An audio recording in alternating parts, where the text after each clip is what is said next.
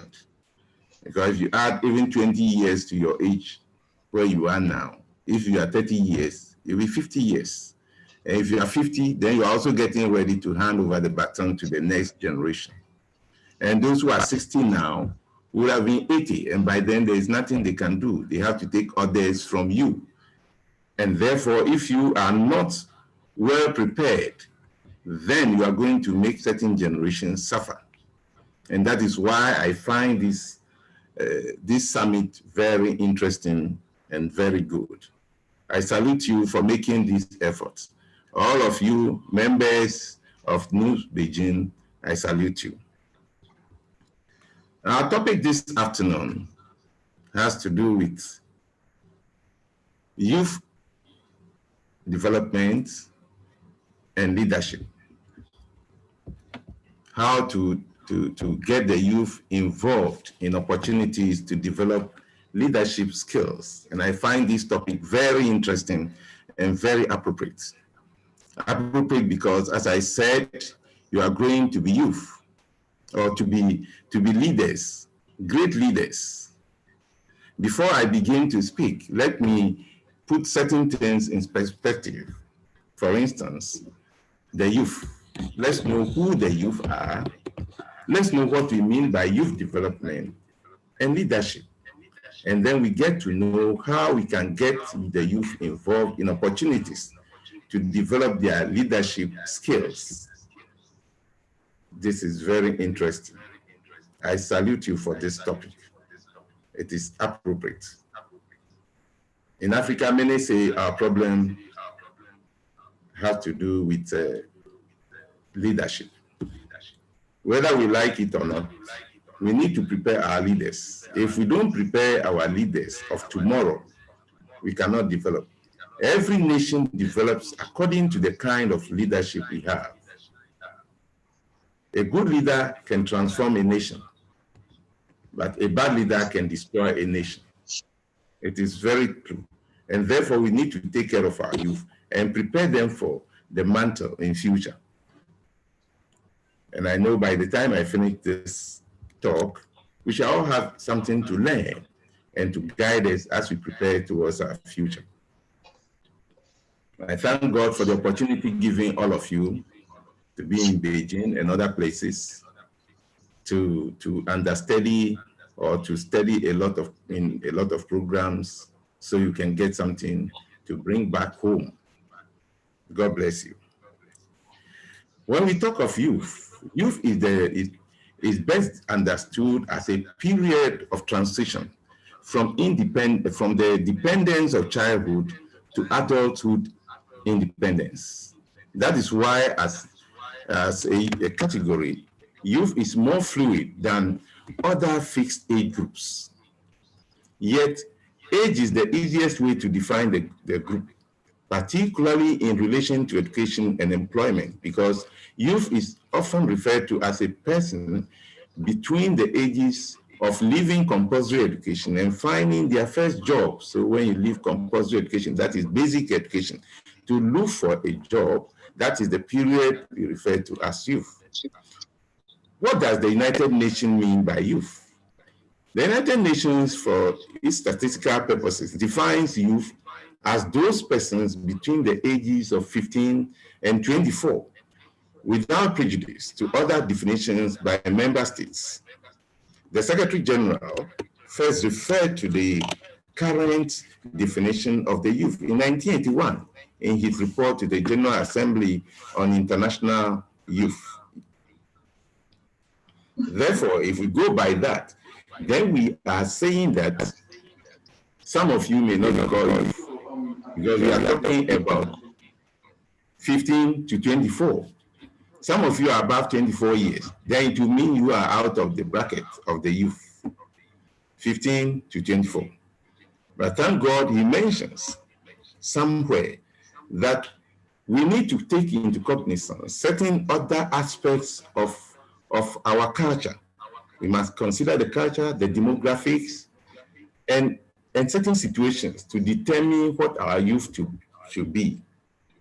And based on that, the African Youth Charter, that is the African Union Youth Charter, in 2006 agreed that the youth age should be between 15 and 35. 15 and 35. And when we take 15 and 35, then many of you qualify to be called youth. In fact, in certain jurisdictions, they take the youth to even begin from 15 and end at 45. I remember in my church, for instance, some years back, they referred to those in 45 and 50 as part of the youth.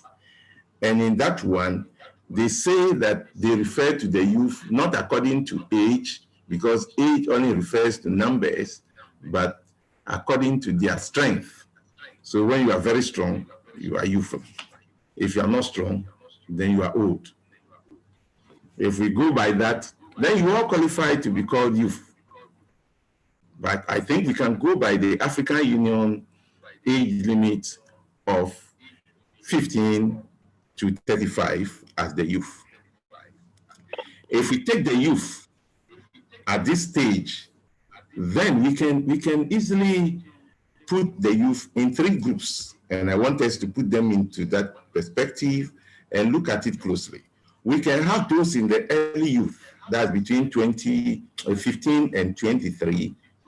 Those in the middle youth, between 24 and 30, and those at the latter youth, that will be 30 to 35. So that by 35, you are getting ready to enter the next age or the next bracket of your human development. I'm putting this in these three perspectives because what you can do at the early part of your youth is different from what you may be able to do at the middle of your youth and what you can do at the latter part of your youth. And this has a lot of implication for us. Development is a process that creates growth, progress, positive change, or the addition of physical, economic, environmental, social, and demographic components. The identification of these traps enables relating to political, economic, and social conditions in a country in an attempt to advance development. Development means improvement in a country's economic and social conditions. Let's take note of that. So development means improvement in a country's economic and social conditions. More especially, it refers to improvements in ways of managing an area's natural and human resources in order to create wealth and improve people's lives. So if we can create wealth and improve our lives, then we will say there's development. There's development.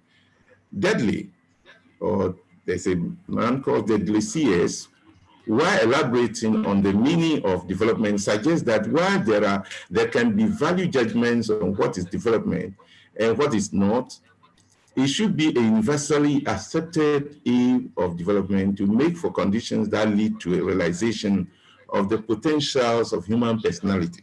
In other words, in any way you wish to develop to explain development, you should take note of the fact that there are universal factors in development. For instance, he outlined certain conditions that can make for achievement of this aim. First, the capacity to obtain physical necessities, particularly food.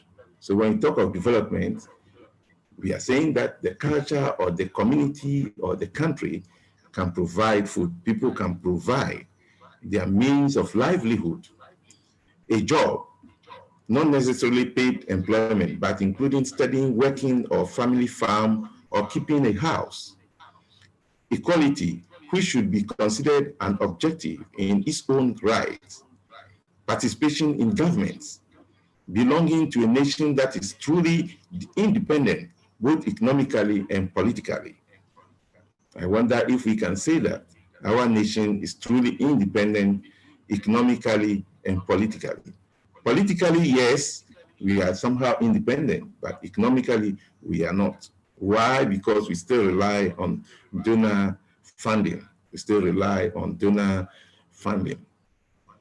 Adequate educational levels. Yes, we have that as a nation, and therefore we can say we are developing. We have not yet developed. The people are held to be the principal actors in human-scale development, respecting the diversity of the people as well as the autonomy of the species in which they must act converts the present-day object person to a subject person in the human-scale development. Development of the variety that we have experienced has largely been a top-down approach, where there is little possibility of popular participation and decision-making. In other words, in most communities or countries, you see that development is such that we always have a top-down approach, where we have an apex. There are people at the top, the upper class, the middle class, the lower class, who are hardly involved in the decision-making or in the popular decision-making. Human-scale development calls for a direct and participatory democracy where the state gives up its traditional paternalistic and welfarist role in favor of facilitating or being a facilitator in enacting and consolidating people's solutions flowing from below. In other words, if we look at the human scale or we look at the apex I'm talking about, then traditionally, the nation looks at government as paternalistic, like a father, and a welfarist, where they must take care of those below the ladder and favor them if possible. But this time the trend is changing, where they must act as facilitators. They must help, facilitate, not be as a father to the nation or be a welfarist. You look at what they want, and by welfare, you provide from below. There must be empowerment of people, which takes development much ahead of simply combating or ameliorating poverty. So in other words, development goes beyond fighting poverty or ameliorating poverty. By ameliorating, we mean reducing poverty. In this sense, development seeks to restore and enhance basic human capabilities and freedom, and enables people to be the agents of their own development. So it should be able to be sustained. Individuals in the country must be able to sustain themselves. Then we talk of development. In the process of capitalist development, for instance, in other words, in nations which are capitalists and leading national economy towards integration into foreign markets, even politically democratic states are apt to effectively exclude the vast masses from political and economic decision-making. So in capitalist nations, it's still difficult for them to include the masses. The state itself evolves into a national oligarchy, and by oligarchy, that's a government by a few people, a few rich people. That's what is called the oligarchy, hedged with authoritarian and bureaucratic structures and mechanisms that inhibit social participation and popular action. The limited access of the majority to social benefits and the limited character of participation of the masses can often be satisfactorily offset by unsuccessful and weak redistribution policies of governments. Powerful economic interest groups set the national agenda of development. Yes, so powerful interest groups in a nation may set the agenda of development, often unrepresentative of the heterogeneous, diverse nature of our civil society, making for a consolidation and concentration of power and resources in the hands of just few people. You can judge our nation to see where we are as a nation. We can see where we are as a nation. Exactly. Yes.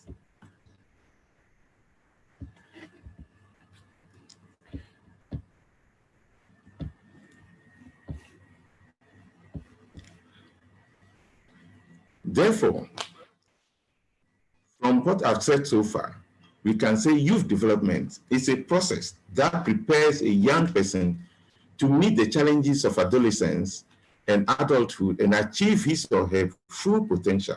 Youth development is promoted through activities and experiences that help youth develop social, ethical, emotional, and physical and cognitive competencies. Youth leadership is part of the youth development process and supports the youth person in to develop. Let's look at what leadership is. Everybody defines leadership differently, but I really like the way John Maxwell defines leadership. He says,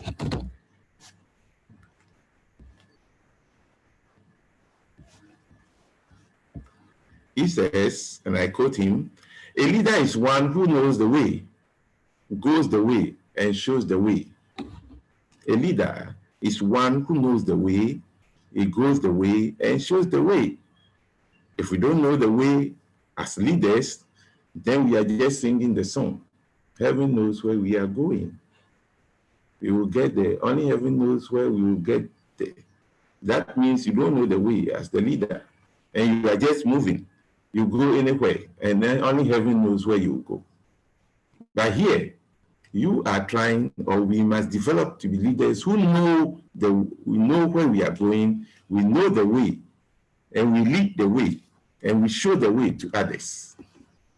Irrespective of how you define a leader, he or she can prove to be a difference,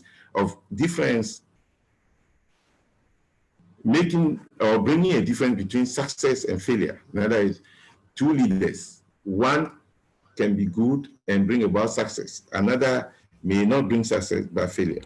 A good leader has a futuristic vision and knows how to turn his ideas into real-world success stories.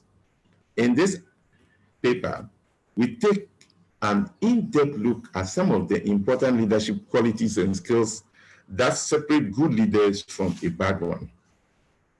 Since we are talking about skills development, let's take a short time to look at the skills and qualities that we expect of a good leader, so that by the time you exit the youthful era, you should be able to confidently take up your position as a leader.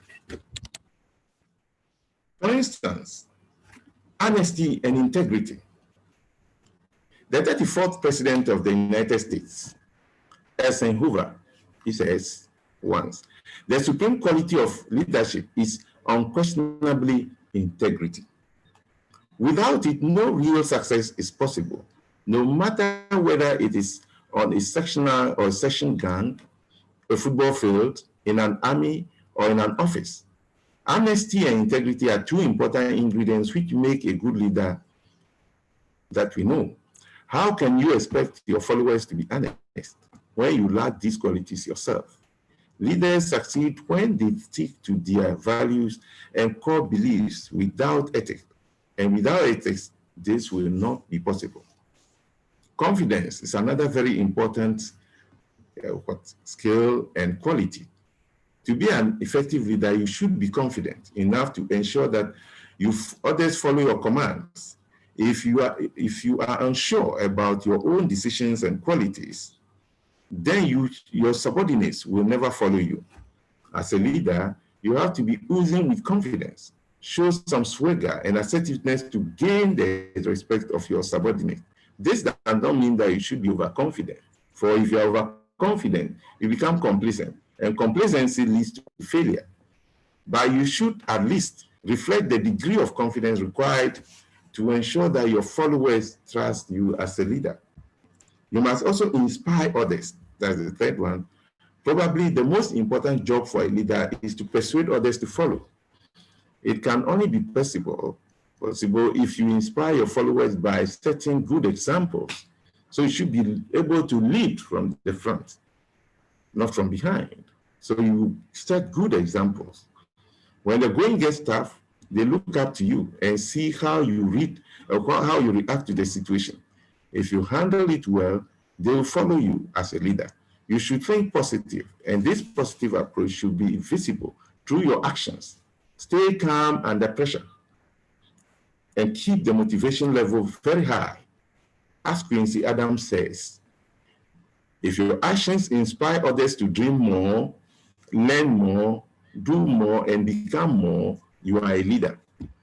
If you are unsuccessful, or if you are successful in inspiring your subordinate, you can easily overcome any current and future challenges. Commitment and passion are qualities that are required. Your teams look up to you, and if you want them to give their all, you will have to be passionate about it too. When your teammates see you getting your hands dirty, in other words, leading from the front, going by your actions, showing that you are passionate about what you want to do and committed to it, you gain their respect, which helps them to perform better. If they feel you are not fully committed or lack passion, then it will be an uphill task for the leader to motivate the followers to achieve the goal. You must also be a good communicator. Communication is the best skill in leadership. Until you clearly communicate your vision to your team and tell them the strategy to achieve the goal, it will be very difficult for you to get the results you want. Simply put, if you are unable to communicate your message effectively to your team, you can never be a leader or a good leader. A good communicator can be a good leader. Words have the power to motivate people and make them do the unthinkable. If you use them effectively, you can also achieve very good results. Decision-making capabilities. This is a skill you cannot live out as a leader. Apart from having a futuristic vision, a leader should have the ability to take the right decision at the right time, which means you can take the right decision but at the wrong time. And that will not give you the results you want. Decisions taken by the leaders have a profound impact on the masses. A leader should think long and hard before taking a decision. But once the decision is taken, stand by it. Although most leaders take decisions on their own, it is highly commendable that you consult your stakeholders when you are taking a decision. After all, they are the ones who will benefit or suffer from the outcome of that decision. So you must sometimes find a way of consulting them. Accountability. When it comes to accountability, you need to follow the approach heightened by Glasser, when he says, a good leader takes little more than his share of the blame and little less than his share of the credit. So whatever goes on, you must make your subordinates accountable for what they are doing. If they do well, give them a pat on the back. But if they struggle, make them realize their mistakes and work towards improving it. Holding them accountable for their actions will create a sense of responsibility among your subordinates, and they will go about their businesses more seriously. Delegation and empowerment. In other words, delegate your responsibilities. You cannot do everything right. It is important for a leader to focus on key responsibilities while leaving the rest to others. By that, I mean empowering your followers and delegating the task to them. If you continue to micromanage your subordinates, it will develop a lack of trust. And more importantly, you will not be able to focus on important matters as you should. Delegate tasks to your subordinates and see how they perform. Provide them with all the resources and support them the need to achieve the objectives and give them a chance to bear the responsibility. There should also be creativity and innovation. This is a skill you cannot live out as a leader. What separates a leader from a follower, according to Steve Jobs, is the greatest visionary of our time, who says, innovation distinguishes between a leader and a follower. In order to get ahead in today's fast-paced world, in fact, the world is very fast today, a leader must be creative and innovative at the same time. Creative thinking and constant innovation is what makes you and your team stand out from the crowd. In fact, the world is full of competition, nations against nations, individuals, everyone is competing. And what makes the difference is the issue of creativity and innovation. Think out of the box to come out with unique ideas and turn those ideas and goals into reality. Empathy. Last, but certainly not the least, is empathy. Leaders should develop empathy with their followers. Unfortunately, most leaders follow a dictatorial style and neglect empathy altogether. Feel what your followers are feeling. Due to this, they fail to make a closer connection between their followers.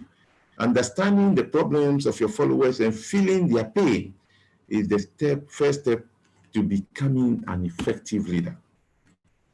Even that is not enough until you work hard and provide your followers with a suitable solution in their problems. There is no situation, no community, no team, no group without problems. Wherever there are individuals, you always have problems. And as a leader, you must find solutions to the problems. They may not find the solutions, but you should be able to find the solution. Resilience is another very important key. When the going gets tough, the tough gets going. You might have heard this adage many times, but did you know that the great leaders also follow this rule? They are resilient and have a positive attitude. Irrespective of how difficult the circumstances might be to you, you must find them rallying their followers. While most people are busy in complaining about the problems, great leaders always focus on solutions, not the problems. So focus on solutions and how to arrive at those solutions, not at the problems. And so you must have emotional intelligence. So your IQ and your emotional quotients lead to success. Good leaders always have higher influence, but how do they increase their influence on the point where people accept that or accept whatever they say? They do this by connecting with the people emotionally. That is where emotional intelligence comes into play. Here are some of the reasons why a leader should be emotionally intelligent. He can manage other people's emotions effectively. He can better have social awareness. He can have seamless communication. And he can resolve conflicts. And that is why it is good to have emotional intelligence. Look, my brothers and sisters, in today's world, there is not much concentration on emotional, on what your IQ, intelligence quotient, as it is on emotional intelligence, because we expect people to work in teams, not going it alone, working as a team. And for you to work as a member of a team, you must share in the emotions of others. Leaders should be able to control their emotions, which prevent negative emotions from influencing their decision-making skills. So if you become a leader and you get a little emotional, you get angry with one or two members, and so you are not ready to work with them, you are ready to push them down, you are ready to what? To reprimand them when it is not necessary. You have problems with decision-making. As a result, they are less likely to make hasty decisions. Moreover, emotional intelligent leaders are great at understanding the emotions and care about the feelings of others. That is not all. Leaders who have their leadership qualities not only handle or do not only handle conflict in a better way, but also play an important role in conflict resolution. You must be humble. Pride makes us artificial, and humility makes us real. That's according to Thomas Merton. How would you feel when you are promoted to a leadership status? How do you feel? Some of you who are holding the leadership status for this union, how do you feel? You can feel proud, yes. A good leader is always selfless and always think about his or her followers. That is why the leadership styles most leaders put lots of emphasis on problem solving and team dynamics instead of focusing on self-promotion. You must have transparency. One of the best ways to win the trust of your people is by being transparent. Instead of hiding information, you should openly share it with them. By giving visibility to your followers, they will buy into your idea and support you with conviction in achieving the goal. More importantly, it gives your followers clarity, autonomy, and makes them feel more empowered while keeping them engaged. So be very transparent with them. I think our nation, as we grow, the leaders will become more transparent in many things they do. Vision and purpose. Good business leaders especially create a vision, articulate the vision, and passionately own that vision and relentlessly drive it to completion. This is according to Jack Welch. Good leaders always have a vision and purpose. You can't be a leader without a vision. Like an eagle, you must have a broad vision and see afar, far beyond what your followers can. When their followers are able to see the big picture, they can see where they are heading. A great leader goes above and beyond and explains why they are moving in the direction they are moving and shares the strategy and action plan to achieve their goal. To join the elite club of good leaders, you must have all these qualities. But if you lack some of these qualities, then you might struggle to make the mark in the world of leadership. You will have to set a good example for others to follow. That is where your commitment, passion, empathy, honesty, and integrity come into play. Good communication skills and decision-making capabilities also play a vital role in success and failure of a leader. Lastly, innovation and creative thinking, as well as the futuristic vision, are a couple of leadership qualities that make up good leaders. Let's look at some opportunities then to prepare the youth for leadership. Now we have seen skills that we need. We have seen the qualities that we need to have. We have seen who a youth is, and you qualify to be a member of the youth. But remember, I mentioned you could be at the early part of your youth, the middle part of your youth, or the later part of your youth. And so certain things I would say will have to do mostly with the middle and upper part of the youth, not the beginning youth. Helping others in times of vulnerability is an opportunity to prepare the youth for leadership. So in times of vulnerability, like during the COVID era, or we are still in the COVID era, COVID-19 pandemic, which means some may have to spend time staying home. If you are looking for ways to help, that is a time to help. In Africa or in Ghana, our country, we've had other situations like the COVID. We're not that fearful. We have the cerebral meningitis in the north, and it still threatens. We have cholera. When we have cholera outbreak, sometimes it's terrible. Malaria is still one of the highest killer diseases. So these are all, or in times of this, we become very vulnerable. The communities become very vulnerable. You can spend a lot of time, or you spend time at home. You can do what we call digital volunteer opportunities. So you can have the opportunity to contact non-profit-making organizations, NGOs, and you can help several people during those times of vulnerability. So it's a time you are staying home during the COVID-19 era. You are not moving out at all. The youth can use the time to browse. After the aged and those above the youth age, many of them are born before computers. And so they are not very conversant with using computers. But you are very digital and you can come out with certain solutions, a lot of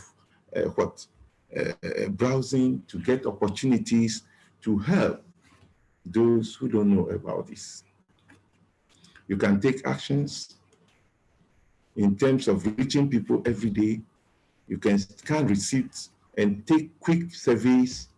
You can support a range of COVID-19 patients in terms of response effort and help do even more good to many of them. You can help feed people. We had a lot of opportunity, people, ministries, churches, disaster groups, sharing protective equipment during the COVID era, sharing food, and sharing food sometimes was a very big challenge. So you can volunteer as a youth that is craving to become a leader in future. And so learning about leadership qualities, that offers opportunity for you to demonstrate your skill as a leader. Help in sharing these items to communities. Help in inviting communities to help people. You can sew face masks. You can support sewing face masks if you have the skill of sewing. Just get a search of fabric, get some sewing skills. You can sew in a non-medical face mask. You also manage to sew something that will protect. Do an internet search for online patterns ranging from simple rectangular patterns to just put in the loop to create some complex or fitted designs. You can donate this to hospitals, residential facilities, nursing homes, and other service organizations. Or you can distribute the mask to friends and families to help them protected from daily errands. Either way, you're helping to slow the spread of the virus. And so you're helping as a leader. You don't wait to be appointed by anybody to do anything before you work. You must seize the opportunities to reach out to people as a leader or as youth. Help your local food banks. For instance, many food banks nationwide have reached critical levels of need, and right now they need help. You can get involved through the feeding of many people. Help. Call for food where there is no food. Identify areas where there is enough food getting rotten even on the farms, and get them to the city centers to help. Become a virtual volunteer with the Ghana Red Cross, for instance. 90% of the efforts carried out by the Ghana Red Cross are performed by volunteers. The organization has a wide range of online and at-home volunteer positions. You can visit their website to learn more and so help more with that. A selfless leader begins with working in these voluntary organizations. Otherwise, you become a leader who is always only interested in benefits, the benefits you receive.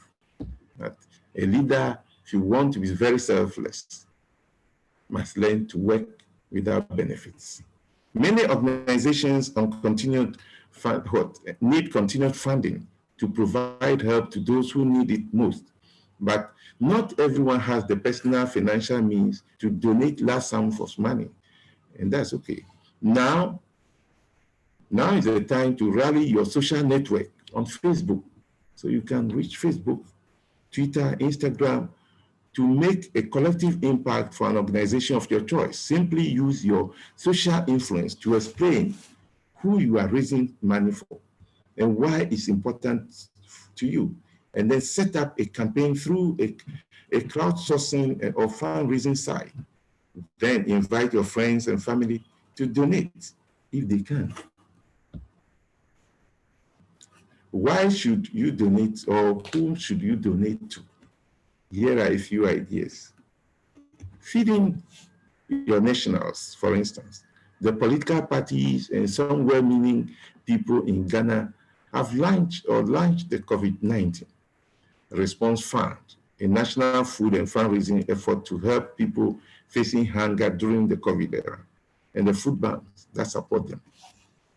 So if you get your donation, you can support with that. Direct Relief is working to provide protective gear and critical care medications to as many health workers as possible. So certain health workers during the COVID era never had the protective items, and they were complaining.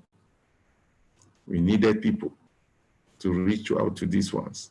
Boys and Girls Clubs have launched the COVID-19 Relief Fund for kids and communities, providing meals, virtual learning, and support for first responders.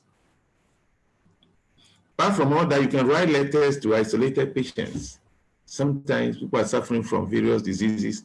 They are isolated. Friends don't visit them. Their families don't visit them. And that kills them the more. Hospitals across the country are requesting small notes of kindness they can deliver to patients currently in isolation with the virus. A thoughtful note can lift someone's spirit and make them feel less alone during this difficult time.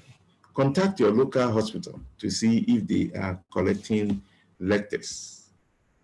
There are other ways apart from supporting non-profit organizations. Through volunteering, you can also support local businesses in your area.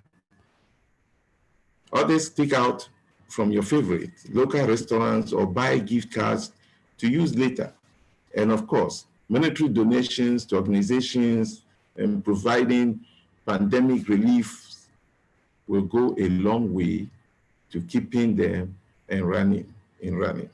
Even if you cannot give much, what you do give might make all the difference. You will encounter various types of situations and emotions. There will be the good times, stressful ones, and even terrible ones.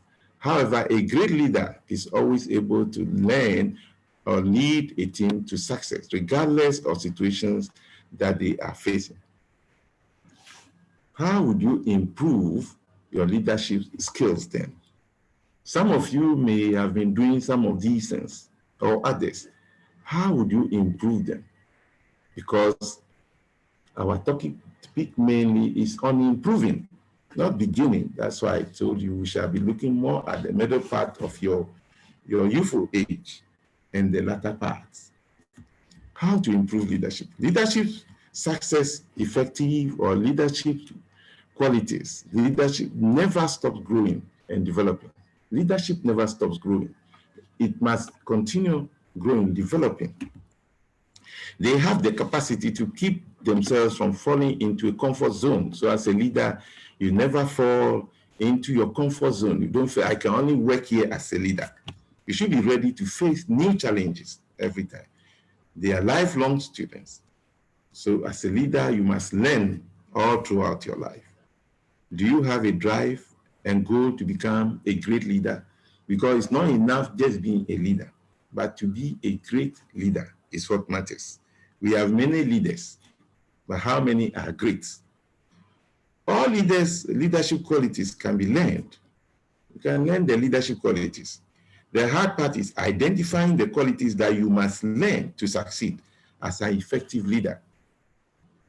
Follow these steps today to find out how to improve your leadership skills. A key to developing leadership qualities is to read. So one thing is to read. You need to read about leadership. Study. Take courses. There are universities that run leadership courses. There are institutions that run leadership courses. All leaders are readers. Even though they are swamped with work, they never stop taking in any new information.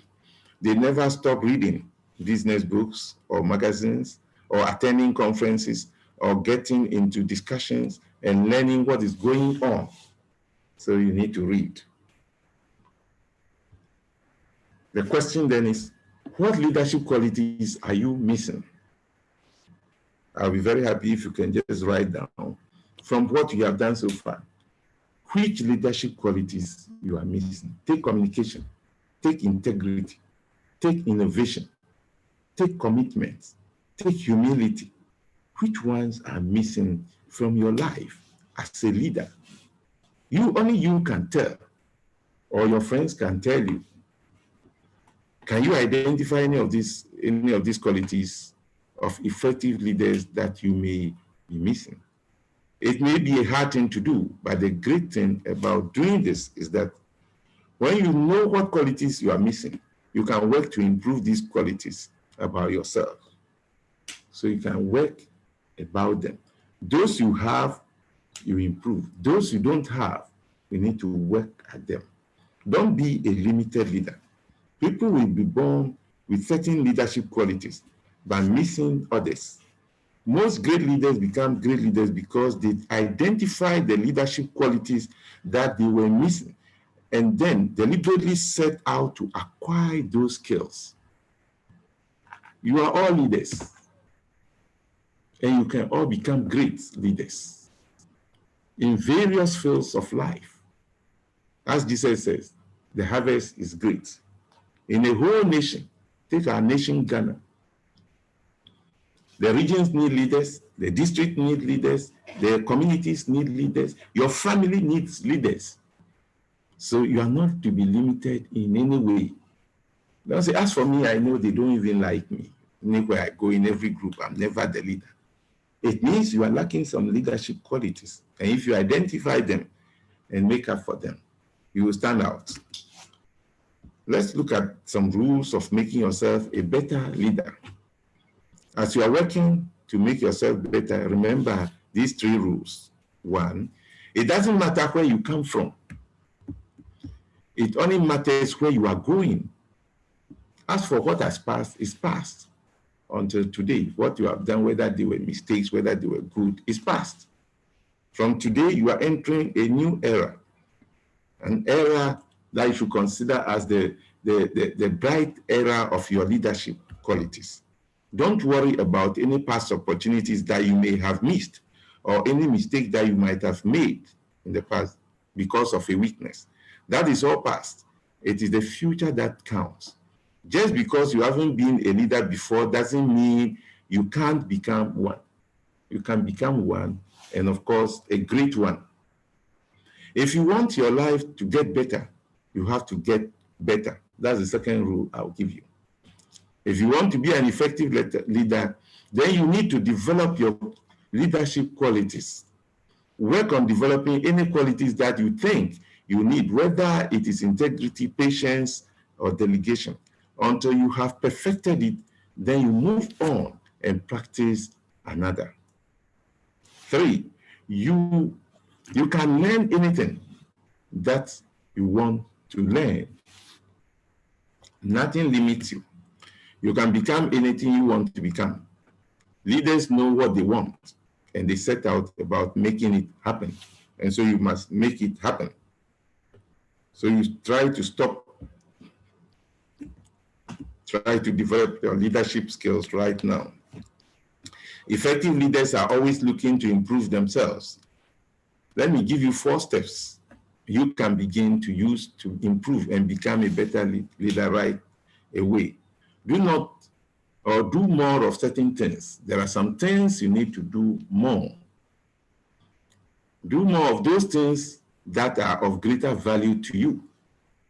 And more importantly, to achieving results as a leader, you must do more of those things. Resolve today to do more reading or to work on improving on your leadership qualities you may be missing. Do less of certain things. So while you try to do more of those things that improve you as a leader, there are some you need to do less.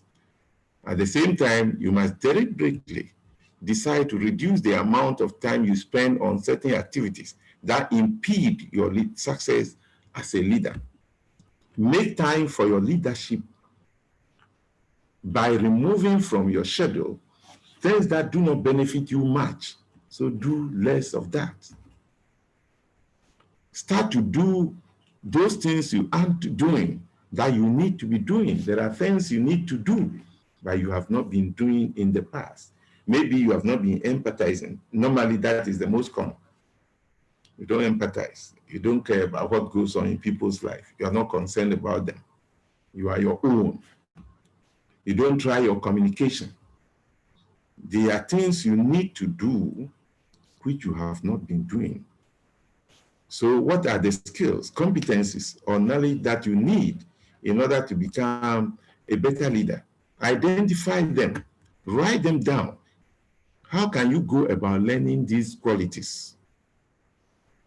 Stop doing certain things altogether. There are some you don't have to do because there are some which we don't expect from a good leader. And as I've said, you are the last stage of your youth.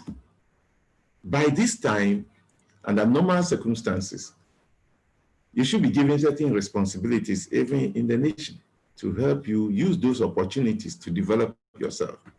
So this is not a time for you to engage in certain habits that will not help you. There may be activities that are no longer relevant to your goals or as a leader. Step back and evaluate all your activities from the perspective of what you are trying to achieve. You may find that what was once important is no longer important and should no longer take up your time. Here are just a few. I'll soon be winding up my talk. Get leaders. You should be able to get your own youthful leaders. You are getting to the end point of your youthful period. By now, you should begin to train some people who are just entering the youthful period. In other words, children or adolescents that are beginning their youthful period.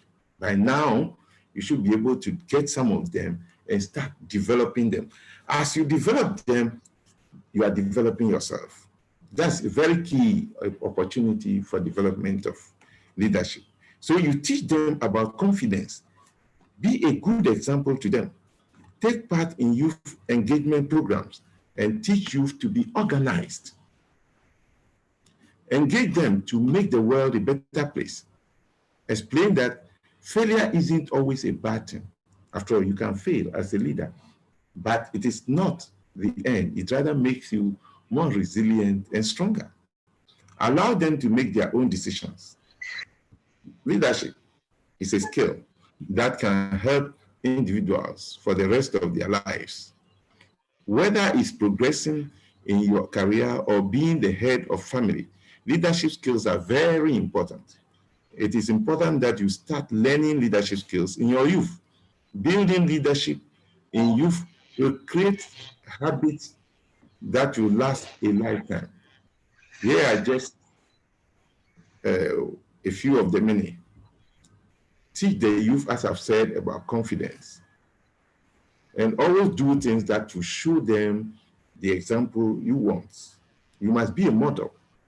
Be a model leader. Once you are a model leader and you have followers that learn from you, it makes you a better leader. Because as they learn from you, you study them and you see your habits in them. And the weakness you have will reflect in them. Then you know how to correct yourself. So you take part in their engagement programs. When youth are having their programs, don't miss them. Teach them to be well organized. Therefore, as I said from the beginning, youth development is a process. It continues for a long time throughout life. That prepares a young person to meet the challenges of adolescence and adulthood and achieve his or her full potential. Youth development is promoted through activities and experiences that help youth develop social, ethical, emotional, and physical and cognitive competencies. Youth leadership is part of the youth development process and supports the young person in developing. The ability to analyze his or her own strengths and weaknesses, set personal and vocational goals, and have the self-esteem, confidence, motivation, and abilities to carry them out, including the ability to establish support networks in order to fully participate in community life and effective, positive, and social change, and the ability to guide or direct others on a course of action, influence the opinions and behaviors of others, and serve as a role model is very good. Conditions that promote healthy youth development are supported through programs and activities in schools and communities.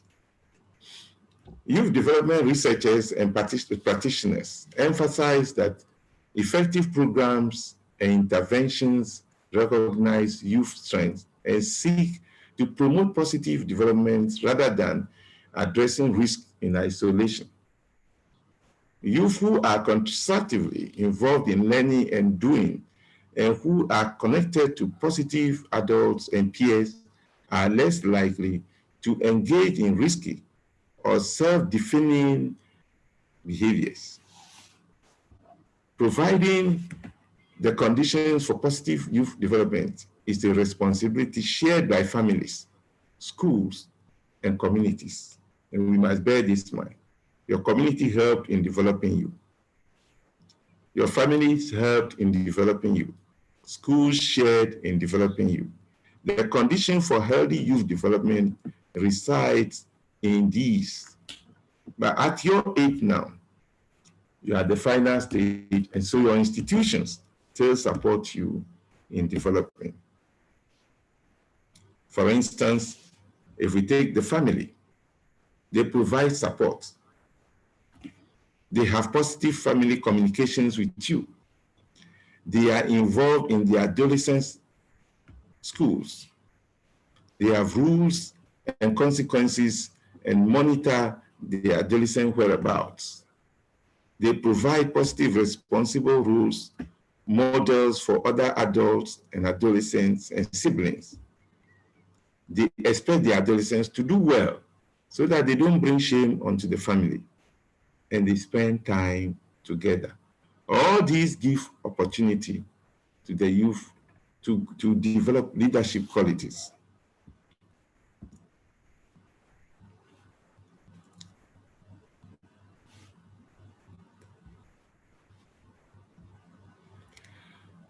Look at schools. They expect commitment from the youth. They have a caring school climate. They have clear rules and consequences. They provide positive, responsible adults role models and expect youth to do well. Therefore, communities promote healthy youth development. They also bring up adults and advocate for youth. Neighbors monitor youth behavior. Adults monitor or model positive, responsible, and healthy behavior. And youth model positive, responsible, and healthy behavior.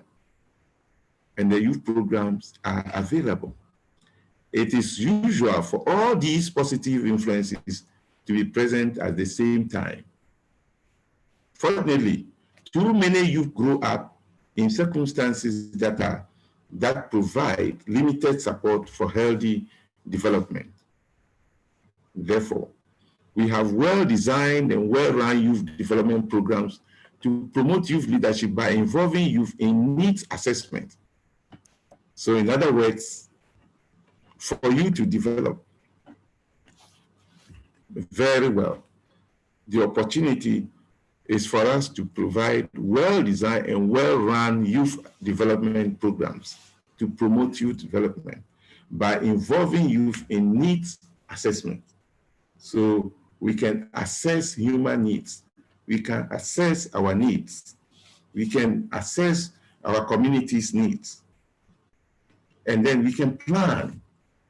So get youth involved in planning, to get youth involved in implementation and evaluation. So in our nation, for instance, by now, certain communities shared some of the committees they appoint, subcommittees of government. Some of you qualify to be on those kinds of committees. That way, you can help in needs analysis, in needs assessment, in planning, in implementation, and in evaluation. And that helps you to develop, to take up the challenges of the future. You won't wait until you become an MP or you become a chief executive before you take up a responsibility of knowing how to assess, of planning, of implementation, of evaluation. That way we fail. By the latter part of your youth development, that is at the stage you are now. Some of you are doing high courses, high programs, PhDs, and therefore you can be involved in national issues, in implementation of certain policies and evaluation government policies. And that will be an opportunity to develop your leadership skills, to get you interested in national development. A growing number of organizations include youth or their boards of directors. So certain companies, certain organizations can make you researchers, can involve you in decision-making, in their annual general meetings, to listen to certain suggestions and decisions that they make. That way, you are learning to become a chief executive, a great leader, of course. Now, without that, you come out and you campaign and then you are made chief executive. You meet challenges because you are not fully developed. And that is why I said from the beginning that this program or the youth summit you're organizing is very welcome, because it should open our eyes to some of these things. Effective programs engage all participating youth in constructive action through activities such as service learning.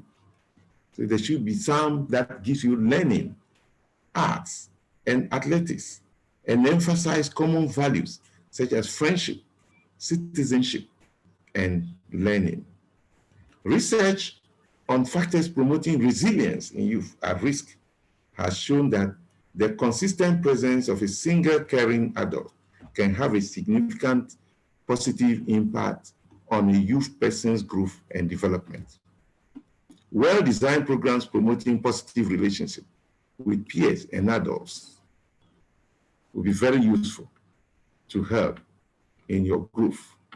As I said, very soon, it should be possible for governments or for a government to choose, let's say, a minister for finance, and the deputy is a youth, around 30, 40 years, 35, 40 years, should be able to serve as that. So by the time you get to 45, 50, and you are made a minister for finance, a substantive minister, we can see your work very great. We have you as a secretary to the district chief executive at the age of 38, 40. So by 40, 45, when you become chief executive, people that are working with you will find your work very appropriate. And that is creating opportunities for leaders to develop. Brothers and sisters, once again, I should say I'm very grateful to you for the opportunity given me. At this stage, I'll pause to take suggestions from you, to take questions, and then we can discuss. Thank you very much. Thank you. All right. Thank you very much, Prof. Thank you very much for the insightful talks you've given us. We are all aspiring to be leaders in our country, in our communities, our churches, and anywhere we find ourselves as youth. And with the insight given us, we pray and hope that we will work with it and be responsible people in future, as we all expect from us and our fathers who are still instilling leadership qualities in us. And from now, we will take some few questions, then we will have to close today's talk. Please raise your hand as a participant so that I can call your name, or leave it in the chat so I can read it to Prof. Please, anyone?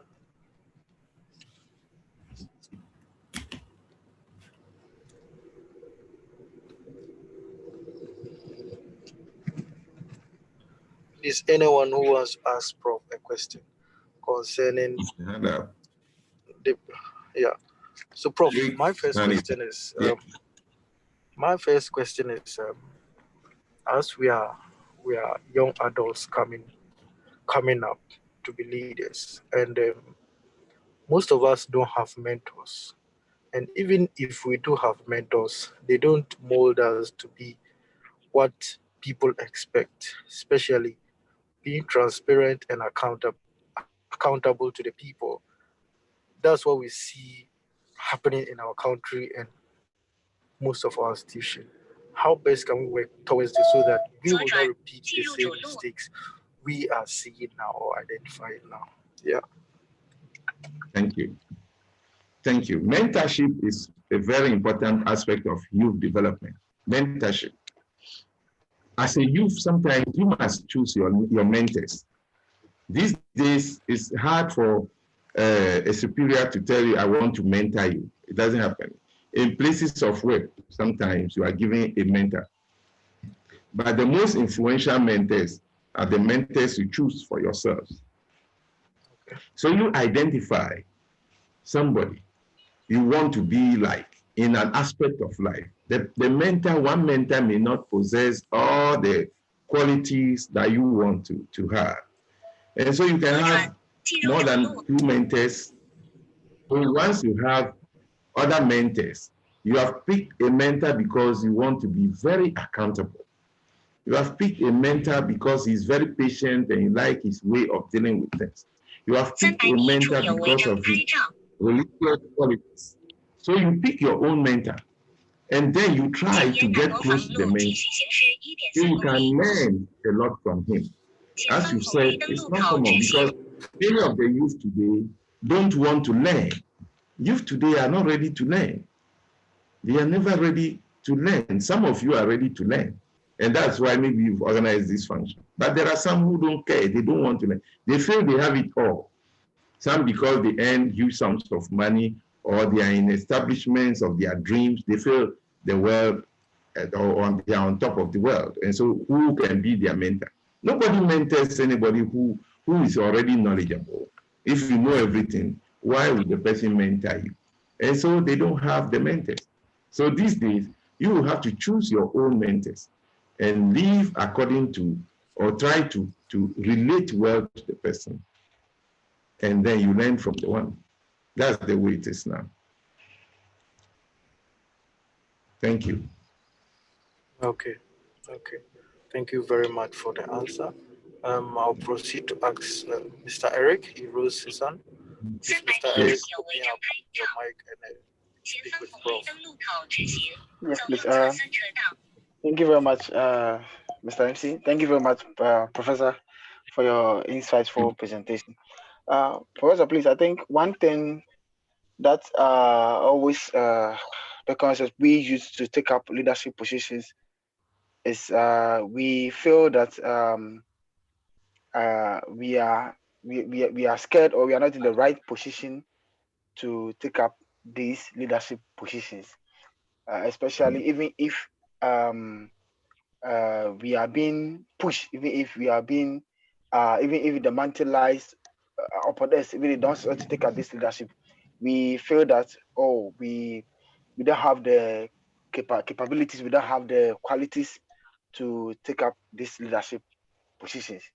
In such circumstances, how do we overcome these issues or this situation to take up these leadership positions as upcoming youth? Because as you said, maybe in the next 5 or 10 years, we'll be the one replacing you, the brilliant professors, or the or the academicians. So how do we embrace ourselves in this midst to be able to take up these leadership positions? Thank you very much, Prof.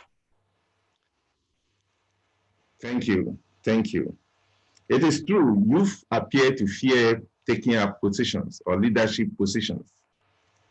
And that's because of their background. Many of them, they think of their background, they don't want to, they've experienced certain things in their background, and so and people tell them they cannot do certain things. And so when they come up, they are afraid to take up responsibility.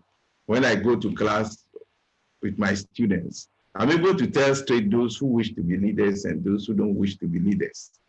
Even from the way they sit in the class, I'm able to determine those who are ready for that and those who are not ready. And you can see a large number are never ready to be leaders.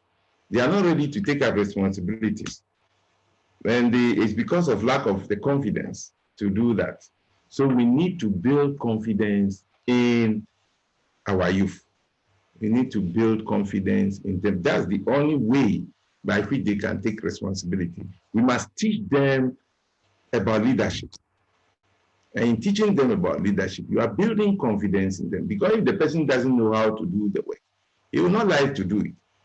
You have never been a goalkeeper. And then they are going to play an international match. And they say you are the goalkeeper. How can you agree to be the goalkeeper? It's not possible. Because you are afraid. You've never done it before.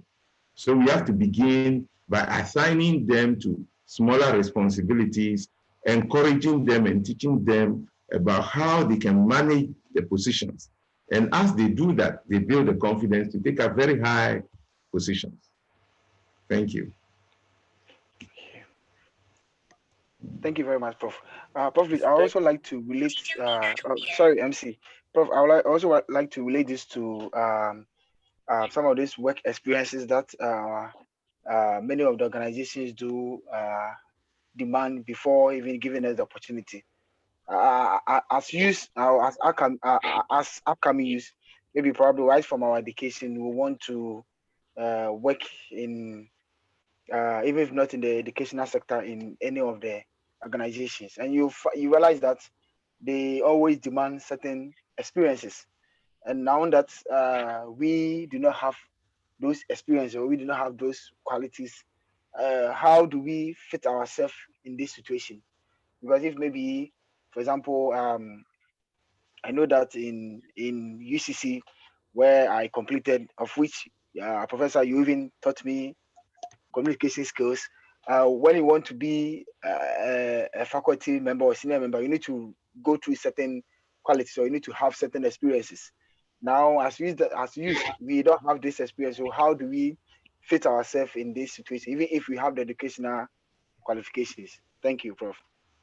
Thank you. Thank you. That's a very interesting and real question.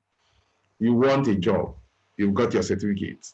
You go to a company and they're telling you you need to have 5 years experience before they can employ you.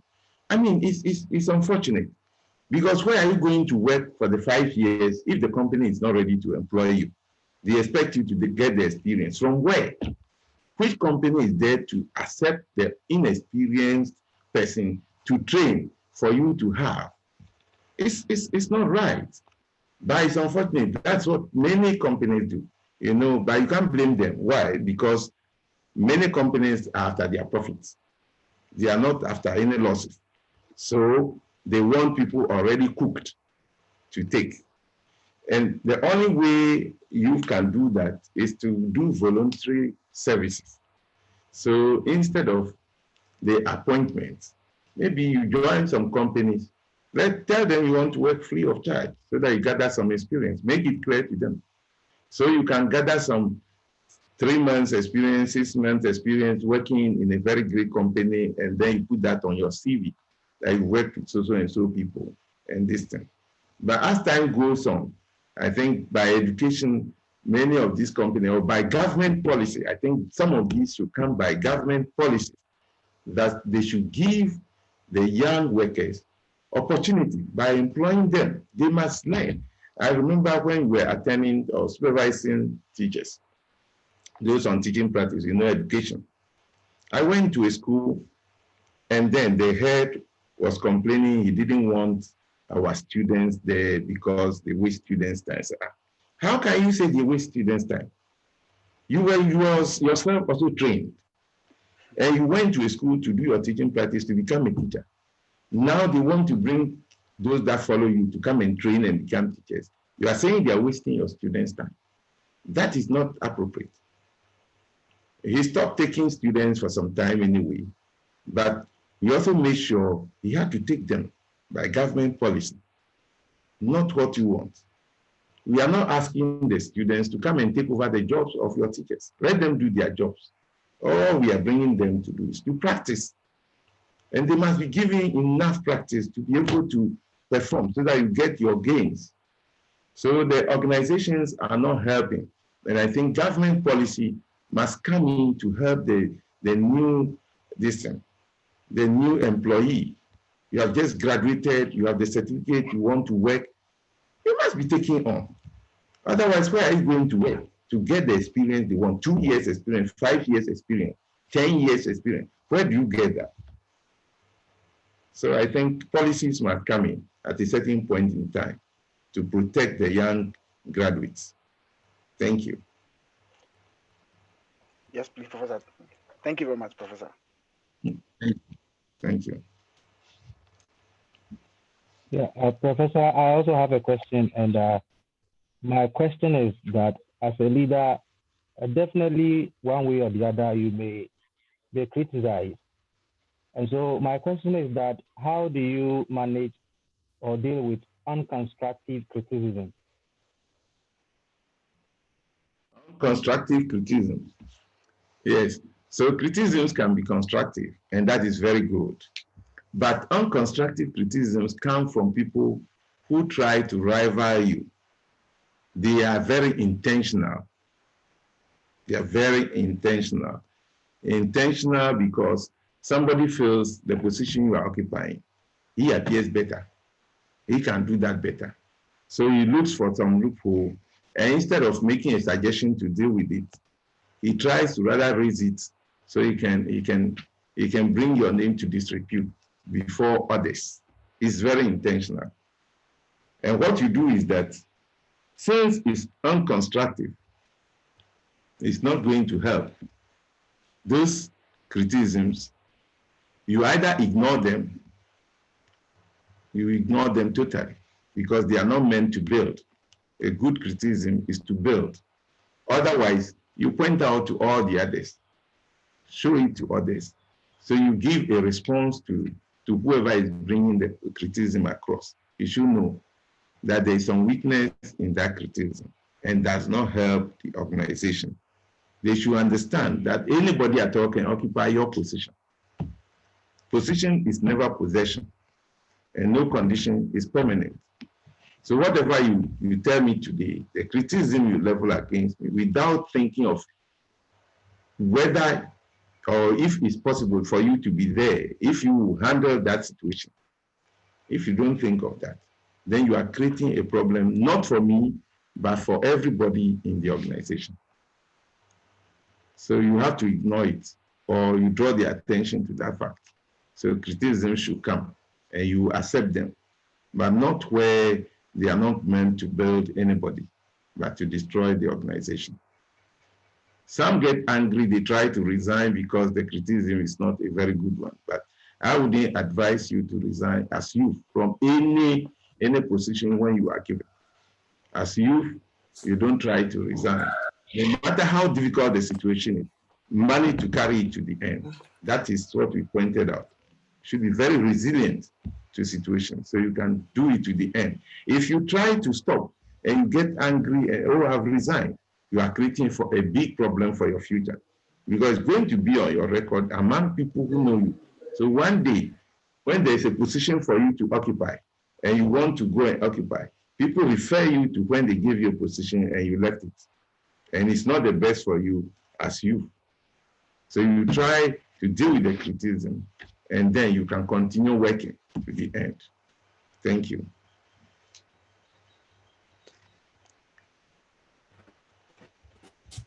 Thank you very much. And my last question is that, please, who wants? Professor, please, my last question. Okay. Yes. Okay. My last question is that as a leader or leaders, it is always good to put your people in front or put your people first. When it comes to country Ghana, where we all come from, sometimes we, the younger generation, we are not happy so much about our political leaders and how sometimes they manage the affairs of our economy and our country. So I want you to, in a few minutes, talk about leader and greed. How do a leader manage, or how do a leader put his country first? Because we most of the time see that our leaders don't put the country at first, or don't put the country first. This is sometimes the things that we see. It appears that many of them don't put the country first. So how do we also, becoming youth, try to put our country first now in the course of our leadership? Thank you. Thank you. Nationalism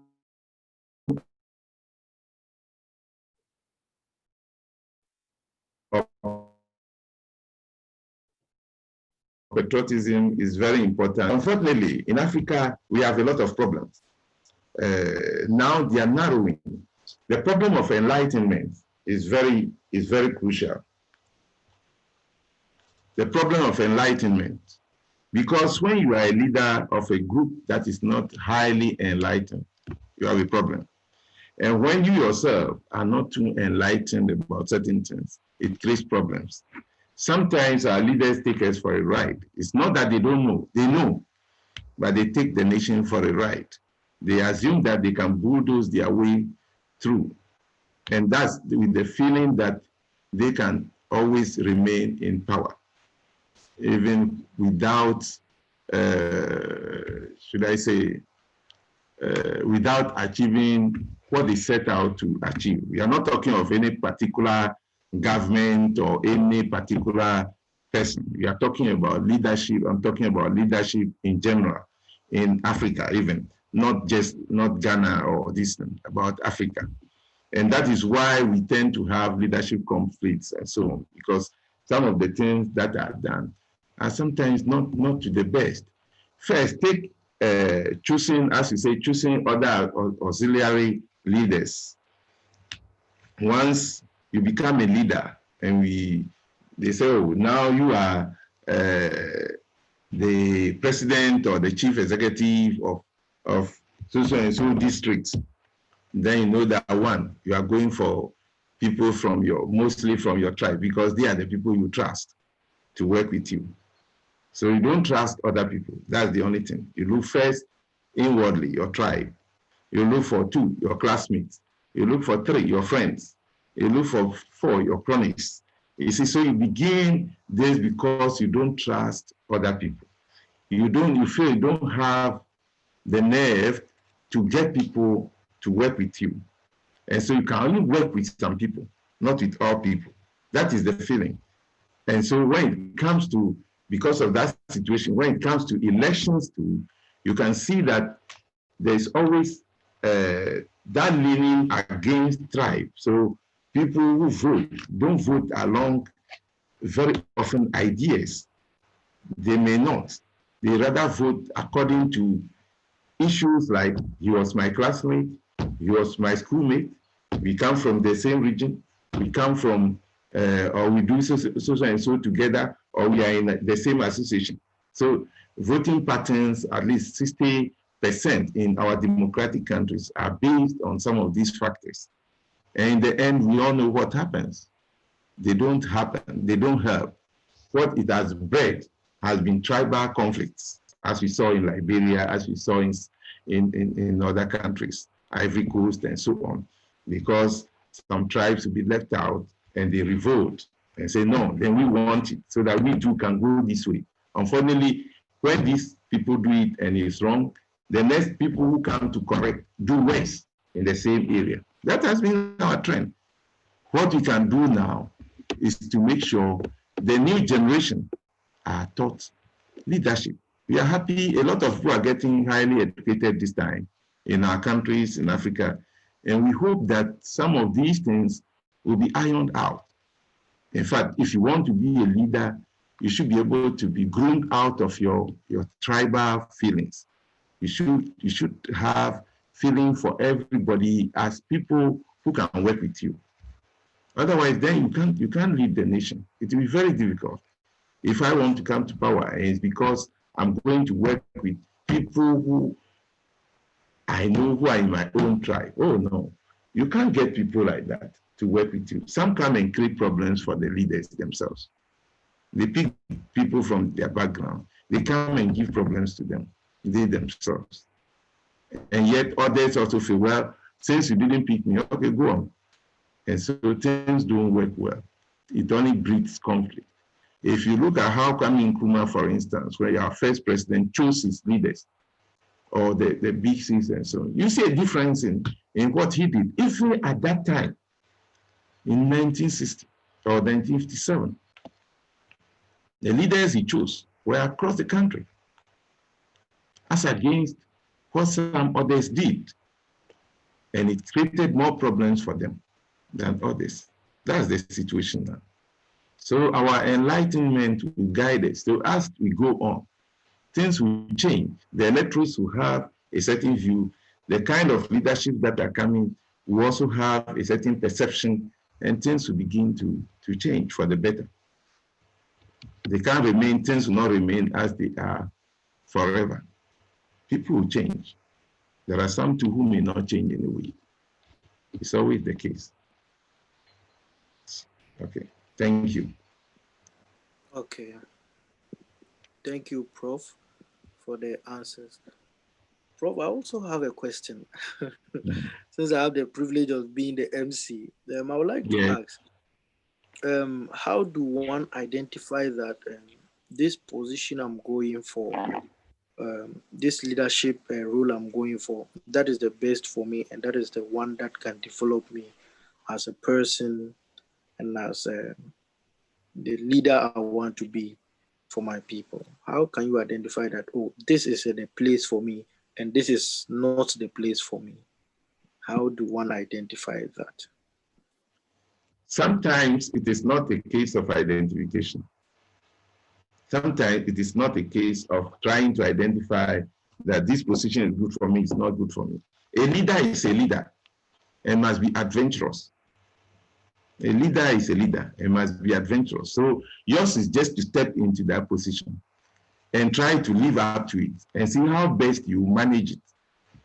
You don't wait to say only this, then that way you are specializing in leadership. I can only manage the accounting. I can only manage the secretaryship. So you are limited in leadership then. Just step your foot forward to be a leader. Wherever they put you, you should be able to function as a leader. And for all you know, you get in and realize you're actually good for that position too. Because for you to be a very great leader, you would have functioned in several other areas before. Yeah. Knowing what you want to do is like in my former school, for instance, if you wanted to become the senior prefect, they want to see that you are part of the sports team. They want to see that you are part of the music team. They want to see that you belong to a good club. They want to see that you want to be senior prefect. And so you are in all the areas. You can function in all the areas. You are not limited to one. Otherwise, if you are only in sports, they send you to the sports. If you are only in housekeeping, they send you as a housemaster. But for you to be one of the executive of the college, you should be able to function in all the others and tried it before. So you don't limit yourself. You don't try to identify now which one will be good for you. You just go in and work there. So you are gathering experiences from each place. In the end, they all build you up to be very good as a leader. Okay. Thank you. Thank you very much. Please, anybody else? Prof has taught us a lot, and we really do appreciate that. And I'll ask that we let our questions flow in. Today, he has made time for all of us, and I encourage all of us that no question is stupid. Just ask. Or no question has no answer. Just ask. He's here to answer all our questions. And by this note, I would like to ask another one. Our society don't really encourage you going to volunteer yourself for a position. And the moment you do that, they will see you as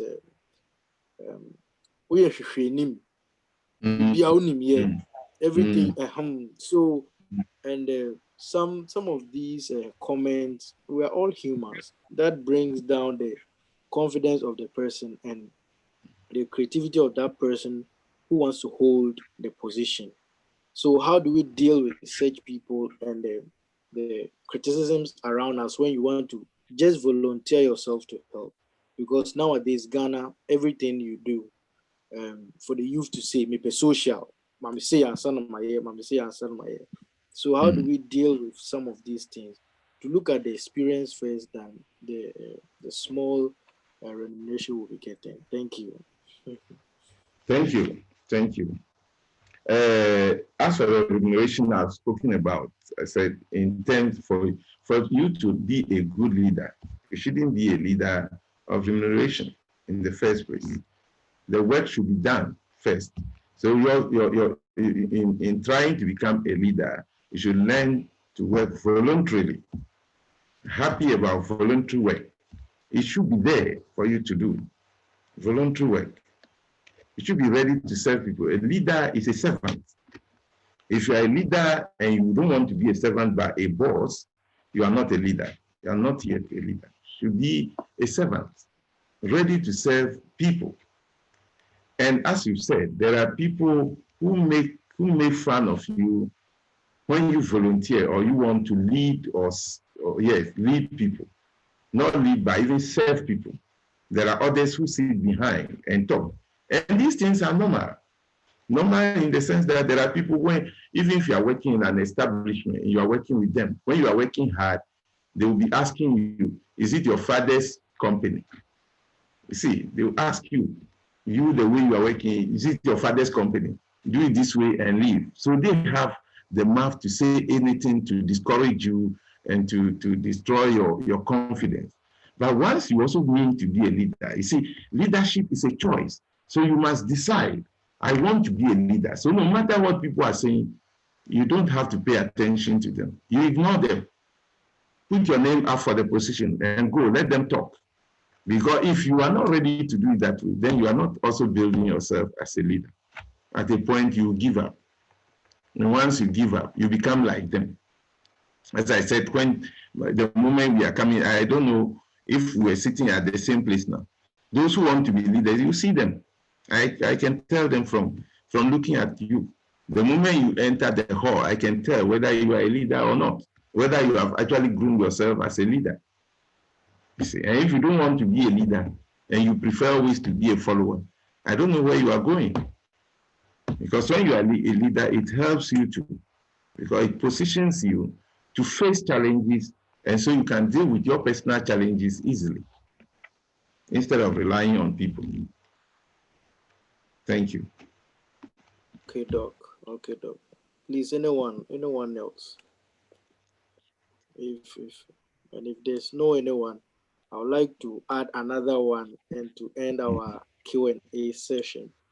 Okay. As we're growing up as kids back in Ghana, our institutions, especially our government institutions, don't have curriculums or leadership trainings for us. And even as school prophets, primary prophets and staff, they choose it themselves. Then we have to follow, even though we I don't know how to put it. Even though you'll be willing to do it as a child growing up, but the institution is not helping you, and the people who are in charge don't see that in you, but you are willing to do so. I've had that situation in growing up. You tried pushing forward, but they'll be like, no, you are not, you are too small, or you are not good at this. That's why you can't do it. And they will not even give you a reason. Opre. That's what they will tell you. So some of these things, how do we deal with it? Because being a leader, it starts from a child, then you build a confidence till your tertiary, then you become a great person. But now our systems don't really help much. How do we encourage our small ones coming to get this confidence as they are young? Thank you. Thank you. Thank you. That's a very good observation. That's a very good observation. Like in the primary school, for instance, they just appoint people for you. They should be your leaders, whether you have the potential or you wish to do it or not. It's not anybody's concern. All they do is, if it's in the class teacher will come in. He will not say they should choose anybody, but he will just look at you and pick one of the people to lead you. And so it doesn't help. It doesn't help in training leadership anyway. It doesn't help. In the current curriculum that you just drawn, some of these things are captured in. For instance, we have what we call the core competencies. There are core competencies. There are items or certain characteristics we want every child, every Ghanaian child to have. Honesty, be digital literate, be tolerant, be patriotic, and so on. These are competencies we want all Ghanaian children to imbibe. And they are leadership qualities. And so they are brought up with these qualities. Unfortunately, it hasn't changed or it will not change the perception of teachers appointing. And that is because as for age or childhood, children are always controlled by adults. They are controlled. And therefore, obviously, the teachers may continue to pick them as you've mentioned. They will continue to say, oh, we've come, we are in class 3. Okay, you be the class prefect, you be the assistant. They will continue with that. But as time goes on, I'm sure a time will come when the children may decide that, look, it's better for us also to choose. Because we are now teaching them analysis, critical analysis. Even class 1, they should analyze and evaluate. Evaluate because if I give a child in Q1 a mango and an orange and I say, take one, the child will take one. And you have reasons for taking one. You choose the mango for certain reasons, your orange for certain reasons, or if it's an apple, you choose for a certain reason. And that's, so he knows why you choose it. So if he knows why you choose one thing over the other, then he's mature enough to choose someone who he feels will be a leader to him or her. That is the idea behind the current curriculum. So I'm sure soon it can address those kinds of situations we are talking or you are raising. Because if we are able to teach them to analyze or to synthesize or to evaluate, then within a short time, they should be able to do things themselves without adults imposing things on them. Imposition is not the best. It doesn't develop the society. It doesn't develop because the child must think critically. And so if from P1 to 6, a child cannot think of who should be his leader and why, and we are reserving that only for them to go to secondary school before they should get to high school before they can make a choice, then we are saying primary school, they shouldn't think. It shouldn't be like that. They can think. Even KG, they think. They know why they should take something.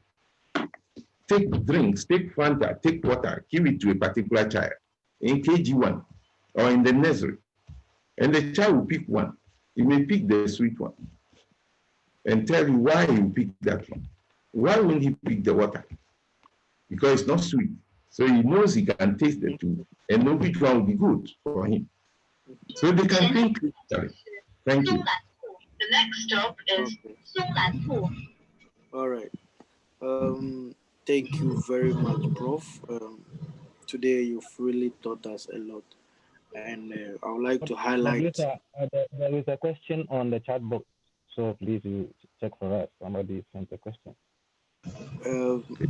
Okay, I do understand. I've read the question, and I did emphasize that my question was the last question.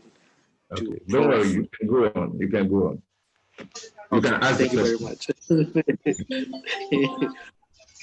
The question goes like, must people with titles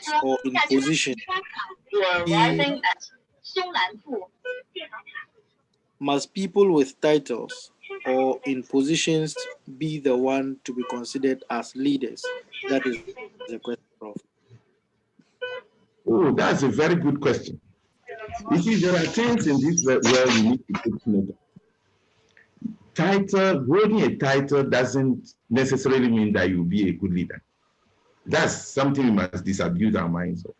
The fact that you are a doctor, you are a professor, you are a lawyer, you are this, doesn't make you a good leader until you are ready to study the leadership skills and qualities so that you become a leader. But you can't just say you've gone through school, you have a high qualification or a high title, and therefore you are a leader. It doesn't work that way. It's like marriage. Going to high institution doesn't necessarily guarantee success in marriage. It doesn't. Marriage has its own way. It has its own track. It's a study of its own relationship building. It's a study on its own. So you can have the highest qualification, you may not have a successful home. It's a different thing. Or taking care of a family. It's a school on its own. Leadership is a school on its own. Academia is a school on its own. One may influence the other anyway. When you are highly educated or you hold a title, can make you or can influence the time you choose to become a leader anyway. But it doesn't necessarily guarantee that you will be a good leader. You have seen people with titles who have not led well.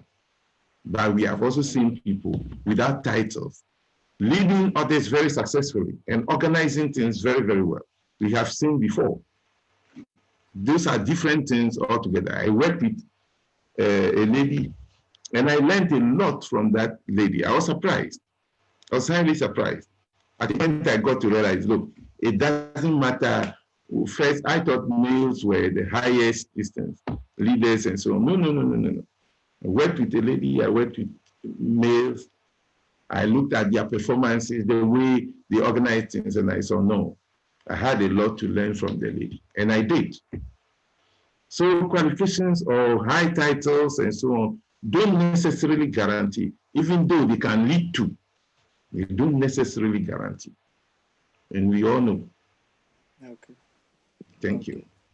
Doc, it seems that there are still questions flowing through. Let the questions come. Let the questions come. Yes, it's a good chat. Okay. Thank you very much for your time. And I would like to encourage our women on this platform.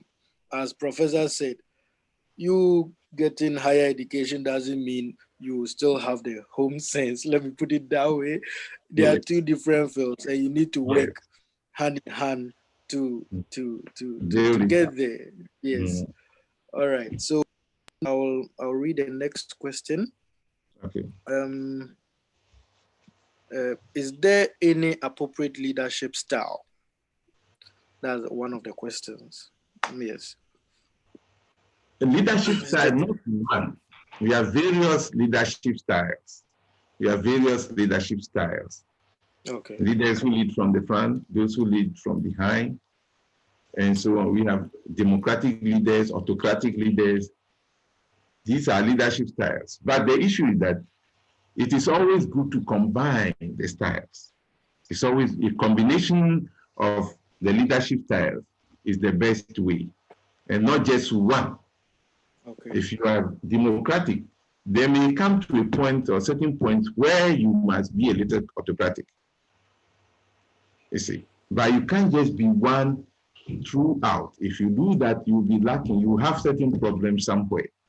And so there's always the need for us to combine the leadership style depending on the situation and the context.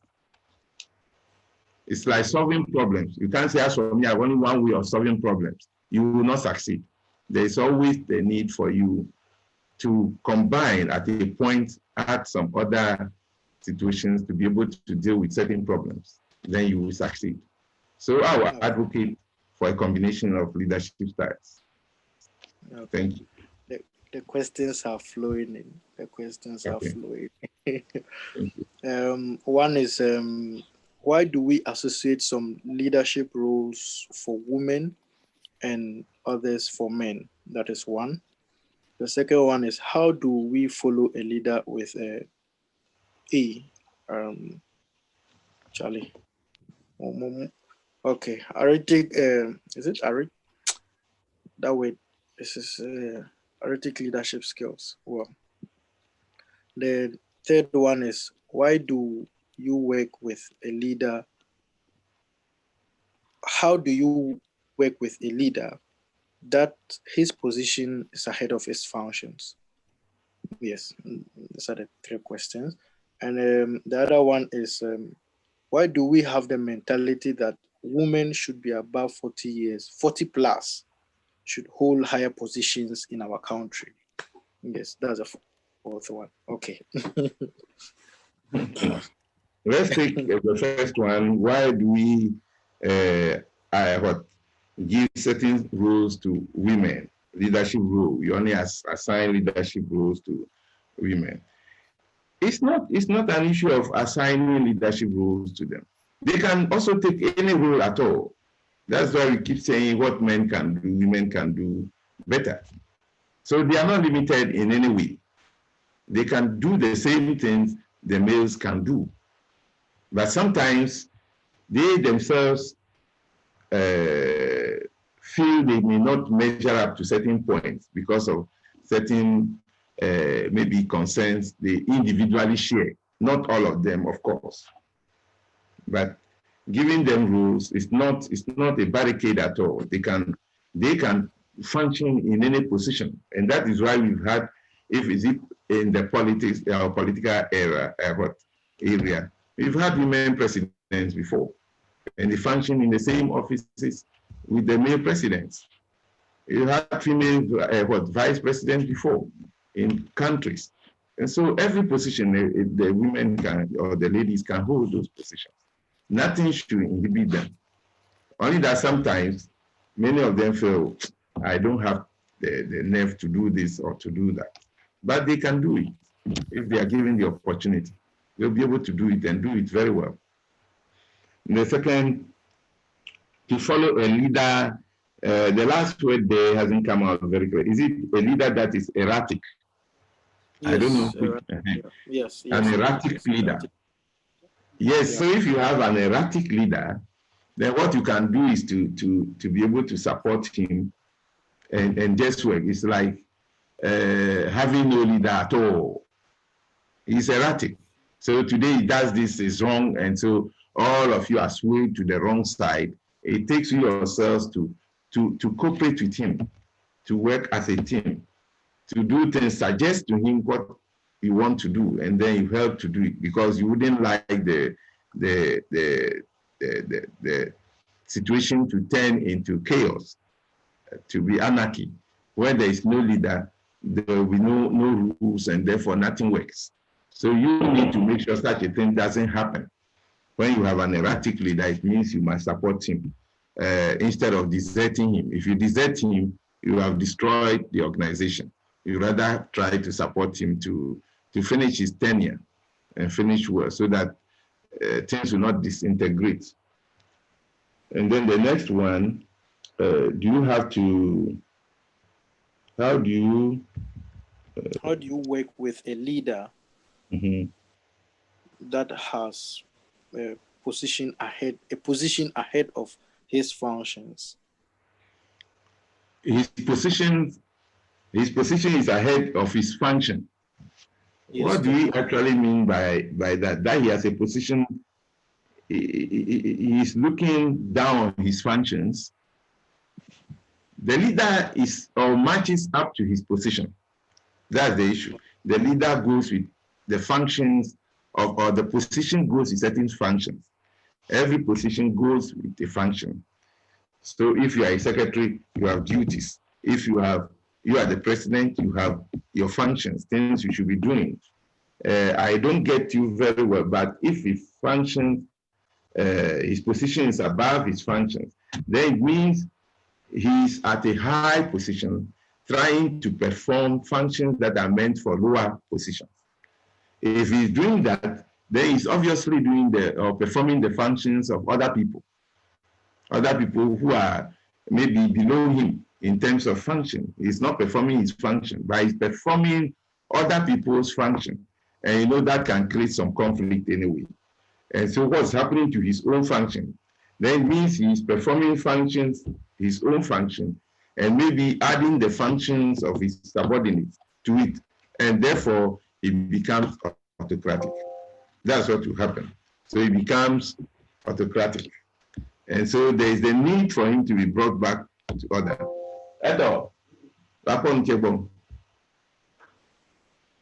You see, so you have to make sure he's brought back to know the functions he has to perform and not just perform anyhow.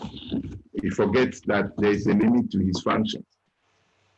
Then you talk of the leader who has the mentality of the forward. 4S, is that it? The last the question was the mentality that a man or woman should be above 40 plus to hold high positions in our country. Yes, as for that, man or woman above 40, especially in Africa, they tend to, I've seen a number of criticisms on that situation. The idea was to give the person some experience. As we are saying, even though United Nations is saying that the youth period should end at 30, so not even 30, 25, 15 years to 24, 25, you should be out of the youth period. The youth chapter in Africa says it should end at 35. And so they think 35, then it means you are still youth, and therefore 40 will make you a bit mature and experienced to take up major responsibilities. Like if you want to become a president of Ghana or a minister, then you should get to that age, and so you have gathered enough experience to lead. That is the reason why those things are there. But I know, and so if you look at what is happening, it's only in Africa that we have elderly people still leading many governments. It's more common in Africa. It's more common. Because if you look at America, take Obama's age when he became president, take Biden, his presidency, and so on, and compare with what happens in Africa. It's because in Africa we have a lot of respect for old age. And so we assume that once the person has gray hair, he has gone through a lot of things, he has the experience, and he can lead as well. So if you are not old, you are not likely to have the necessary experience that will build you up to be able to lead others. But as you are doing what you are doing, if you are able to learn these things and you are leaders, it will show very clearly, very early in life. And so I'm sure in a short time to come, changes will begin to arise. Because the youth that are coming up this time, not even just the youth, the children. 10 years, what some children are able to do is surprising, marvelous. 15 years, 20 years, they're able to do a lot of things, lead themselves. So what prevents them from taking up serious responsibility by 30, by 35? You see. Thank you. All right.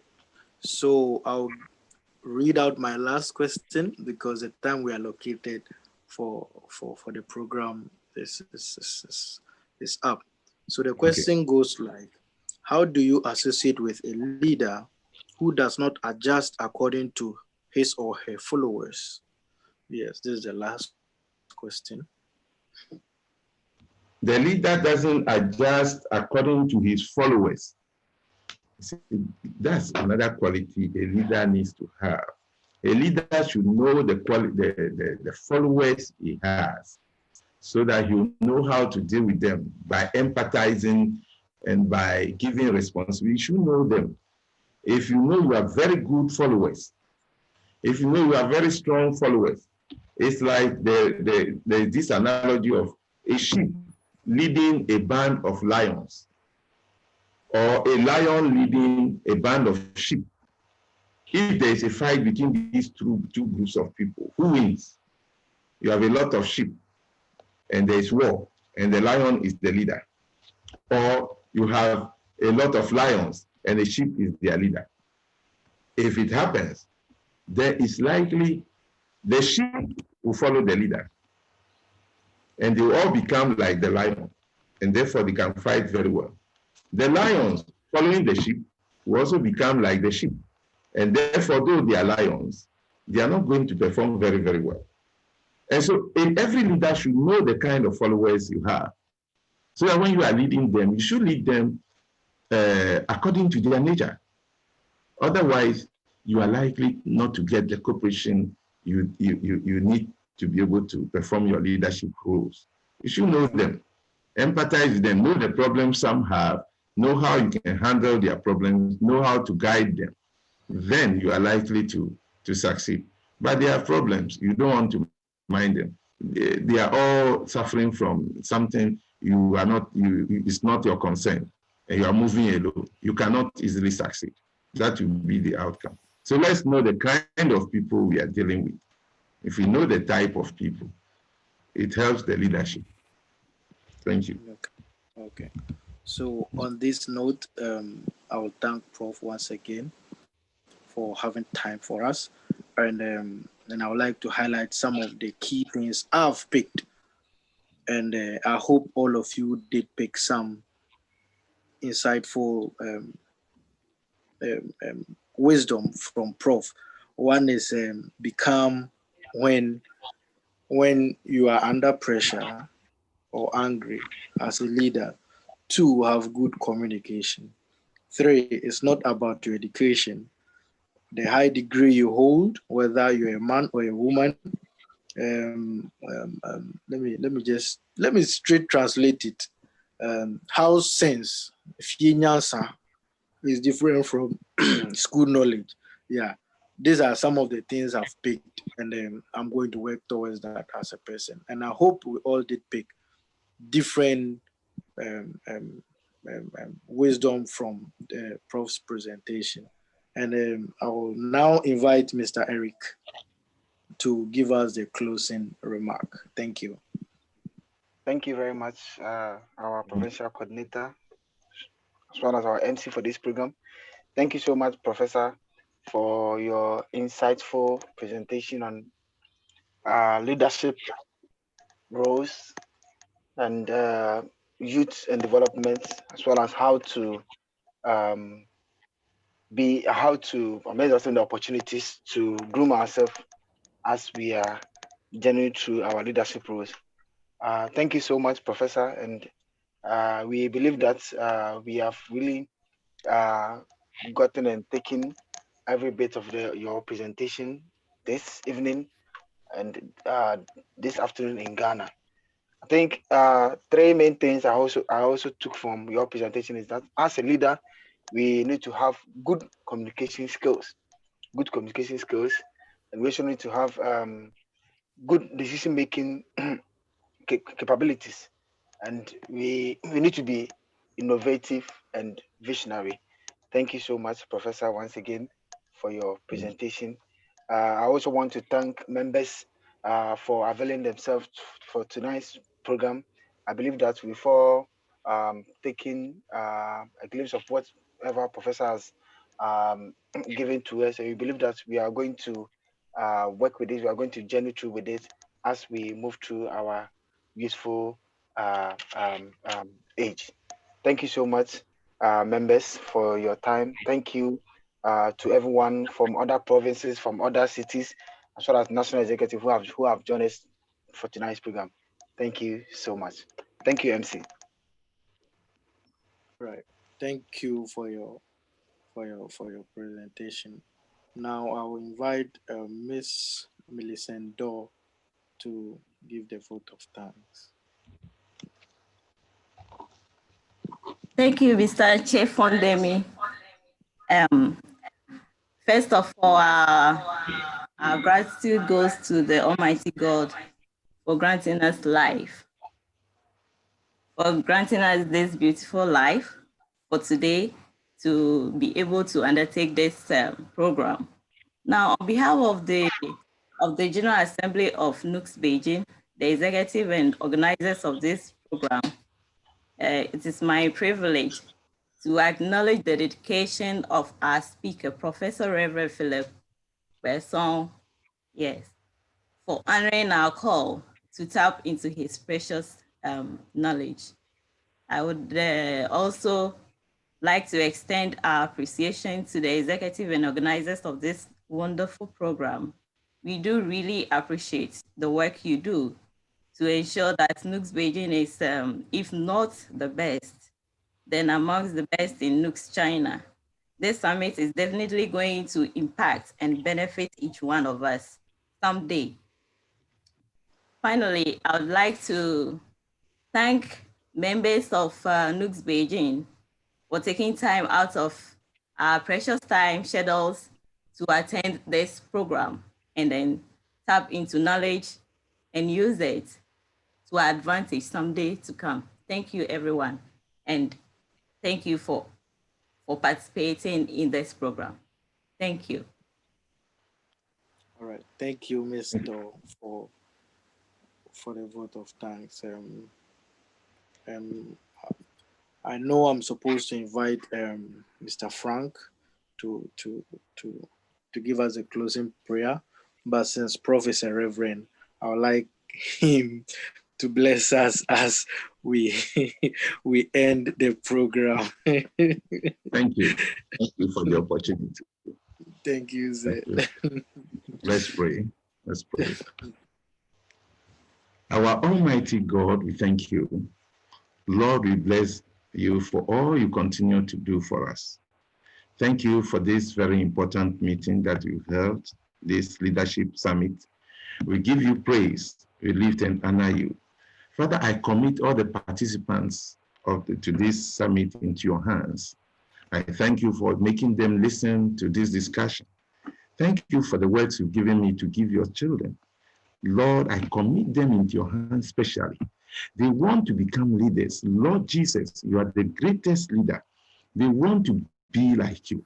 Father, give them the grace, the anointing of leadership, that they grow up to be good leaders. Lord, our future is crying for leaders.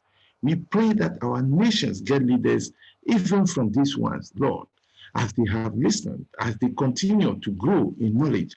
I pray that you release upon them a special grace, Lord, that we shall find them in leadership positions in our nation and other nations, wherever they find themselves. Father, let them shine in the name of Jesus Christ. In their institutions there, even in Beijing, I pray that they will shine wherever they are. Let their lecturers, let their institutions begin to see them as light beacons of society. In the mighty name of Jesus Christ. Father, protect their lives as they grow. Lord, give them success in their studies, that they will not be failures. They will succeed. Father, they will succeed. Let their heart's desires be met for their future, and we give glory to your name. Thank you, Father. Thank you for this opportunity. In Jesus' mighty name we pray. Amen. Amen. God bless. Amen. God bless you too.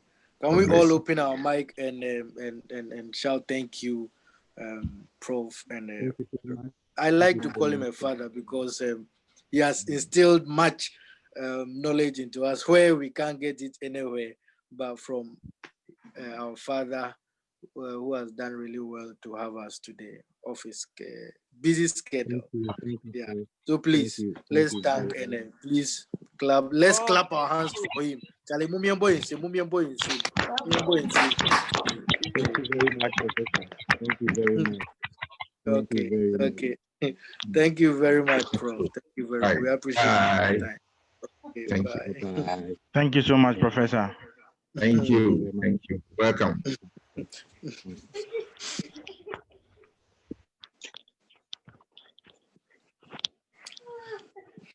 Okay, NUGS-Beijing. NUGS-Beijing, I greet you all. So, in United, the Prof. Kayan. But your mom went to Mancas and Moncas Sisia. We item 13.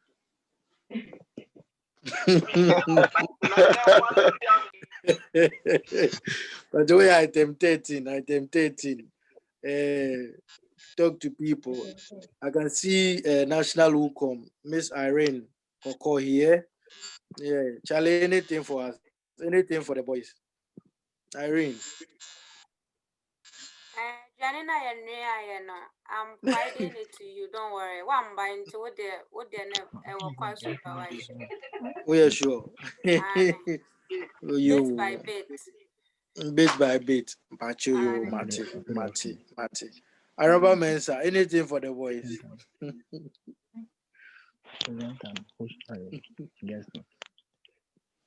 Araba Mensa so on Castle. Are you Vivian Davy? Charlie?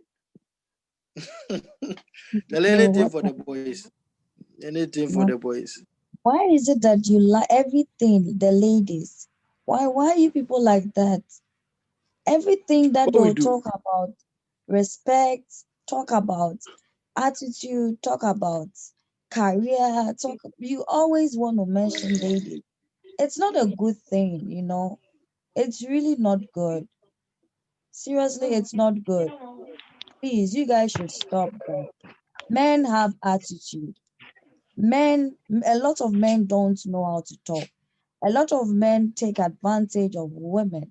So it's not always that you guys would everything women. It's not a good thing. We don't like that. There are actually good women out there. There are actually good women supporting their men, supporting their husbands, supporting their boyfriends, fiancés, and all that. So this thing about woman, it's not good. Seriously, it's not good. Okay, I finished talking. Bye-bye. All right. Thank you, Davy. I really appreciate you voicing out your dislike. We will work on that. And I can see Araba giving the backup artist supporting. Araba, anything to say in conjunction to that? Madam Araba Mensa. Can you hear me? Yes, I can hear you loud and clear.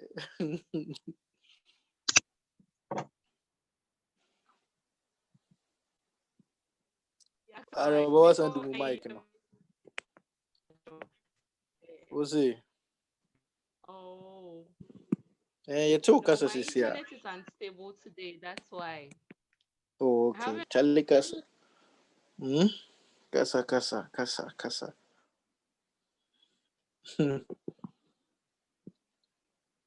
Mr. Domioko, what do you have to say? You just keep mute, Charlie. Millicent, Samuel, I have Nancy here. No. Nancy, Jalo Bibi Kana. Can anything for the boys? Item 30 no.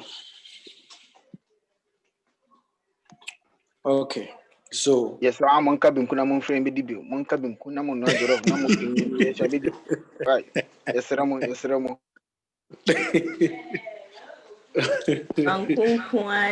Money problem.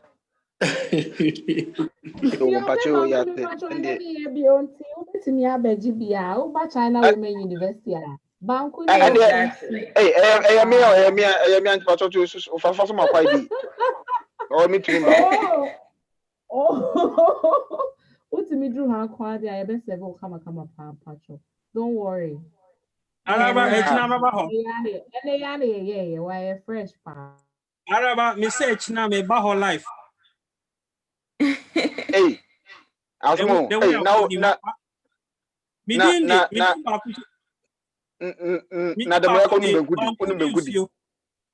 Hey, massa. If you friend me bankuni nsuo. Bankuni nsuo. Benu bankuni cook. Bankuni Yeah. So okay. Araba, tomorrow I'm coming there. Make you organize the banku. But Araba kasano mamon ko fladi place no because bimu ko na bimu ko. Mimi say bimu no Eric name. Me na me kan, yes, na me ko first. Mamon ba won. Let's say we know. Hey, na yam na me kan. Muni na manka. Yes sir. Organizer. Me share Beijing normal no ma me share. Mate. Mo ma me kwai di lorry fe na ja me ko jimbra. O kwai di lorry fe ahia. You be more subway money. Too quiet. Require in and out 6 quite.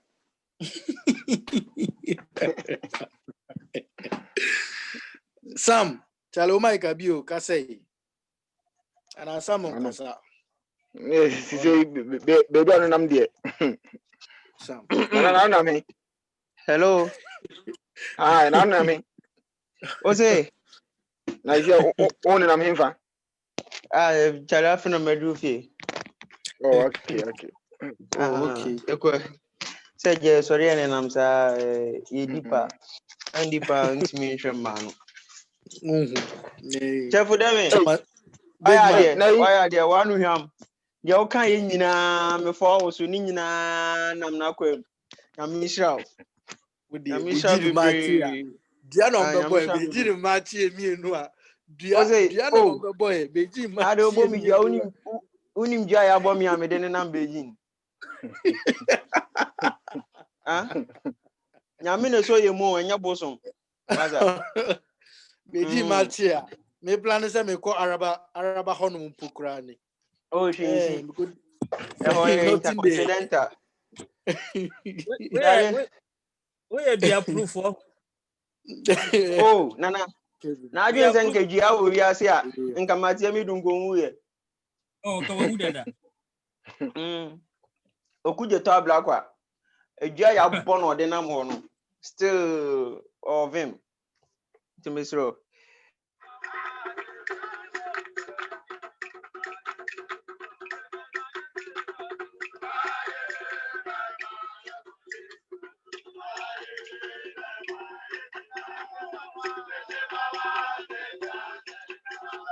You thought you went to sleep? No, you went to sleep. Bruh. Yes. Morale. I come your room self. Morale, Charlie. I go ask for permission. Where my Beijing boy you be? Me cop. Obey my mama can say be brave. All right.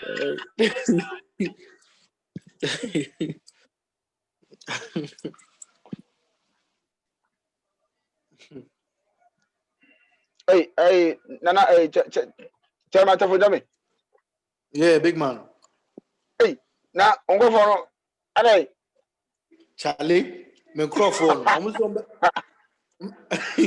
Almost on the wire to my account too. Almost say then some account then. Dear man, be brave. So, bro. So, just like 2 weeks ago, I will be saying my account number, name, my passport details. So, hopefully, I still check through the things. So, if you do, I go wire everything for you guys. But I don't know when it will drop. That's the thing. Hey, that's the thing. Thing. Oh yeah. I believe me on Sama Kasa. Oh yeah, it's on the. I say yeah. Yambo Chankobisha, your final match. Yeah, Charlie. And our culture they see and like my side hodie, Charlie. And yeah. I don't know anyone can check me. Hey, Sammy, me the bimbo dio. With the snow, the snow the bimbo dia. See a cold room experience, you know. I will bet Tiago so. Okay, Charlie. I'll talk to you. I'll talk to you backstage. You will be good. Okay. Then have a good evening. All right. Good night. You, Mama, bye. Bye.